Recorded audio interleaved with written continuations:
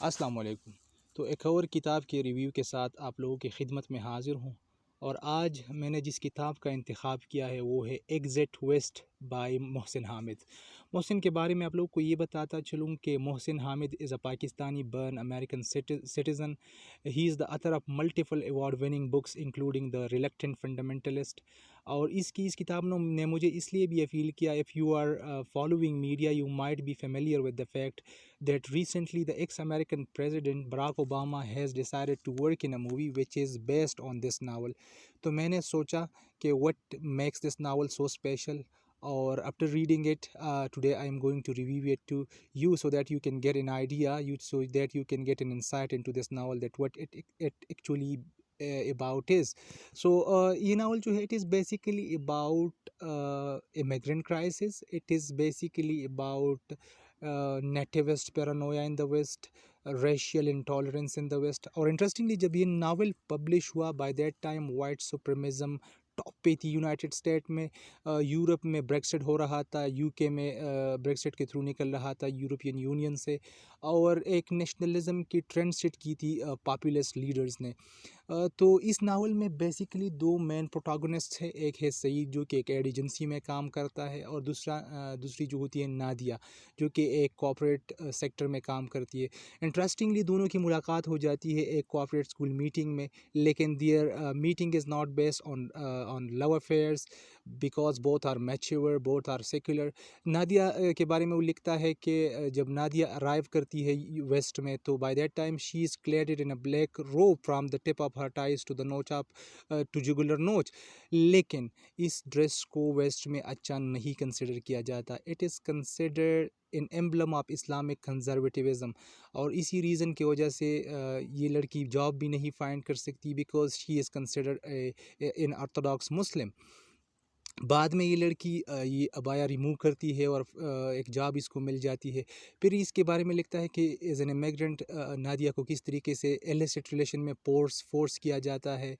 फिर आगे वो लिखता है अपनी किताब में कि वेस्ट में ये जो डेथ टॉली होती है, जो हमारे मुल्क में एक्सक्लूजन में लोग मर जाते हैं, वहाँ से इनको एक डिजिटल डिस्टेंस से देखा जाता है। वो अपनी किताब में लिखता है कि जो बंदा होता है सईद, जब इस चीज़ को वो खुद इनकाउंटर करता है when he seize Nadia's cousin from a close point when he is blown off in a truck explosion। तो वो कहता है कि इसकी बॉडी छोटी छोटी हिस्सों में तकसीम हो चुकी होती है। ओनली इसका सर एक ऐसा बिट होता है जो नज़र आता है, बाकी इसकी बॉडी कम्प्लीटली डिसमेट कर चुकी होती है। तो वो लिखता है कि इन लोगों को इन चीज़ों का फीलिंग इसलिए नहीं आता कि they themselves have not encountered it.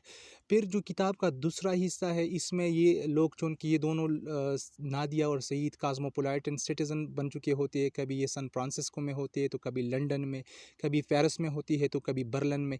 तो उन लोगों को एक चीज़ कॉमन नज़र आती है, और वो कॉमन चीज़ ये होती है कि यूरोप के अंदर भी जो है इमिग्रेशन होती है। फ्रांस के लोग जर्मनी में जाते हैं, जर्मनी के लोग यूके में जाते हैं, तो ये लोग इस चीज़ को एक नॉर्मल चीज़ के तौर पर देखने लग जाते हैं। फिर ये एक फ्यूचर प्रोफेसी देता है द राइटर के, फ्यूचर में शायद ये चीज़ें जो होंगी, ये जो एक टाबू कंसिडर किया जाता है इमिग्रेशन को, ये फ्यूचर में शायद नॉर्मल भी हो जाएगी। और इस किताब में उसने जो इमिग्रेंट्स का केस है बड़ा ब्रिलियंटली फाइट किया है।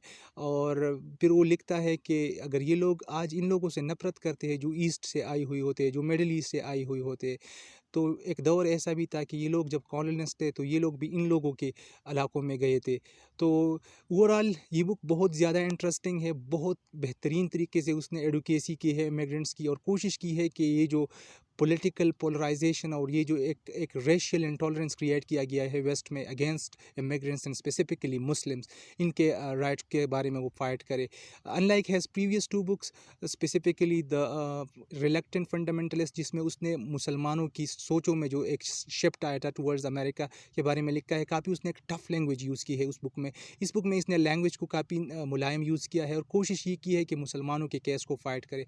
तो overall it is a very interesting book, and if you are a book buddy and if you are interested in reading books and specifically novels, तो मैं हाईली रिकमेंड करूँगा आप लोगों के ये नावल ज़रूर पढ़े, कि उनके you will learn and you will enjoy has right up. तो नेक्स्ट वीडियो तक और नेक्स्ट बुक रिव्यू तक अपना बहुत सारा ख्याल रखिएगा, और मुझे अपनी दुआओं में ज़रूर याद रखिएगा। अल्लाह हाफ़िज़।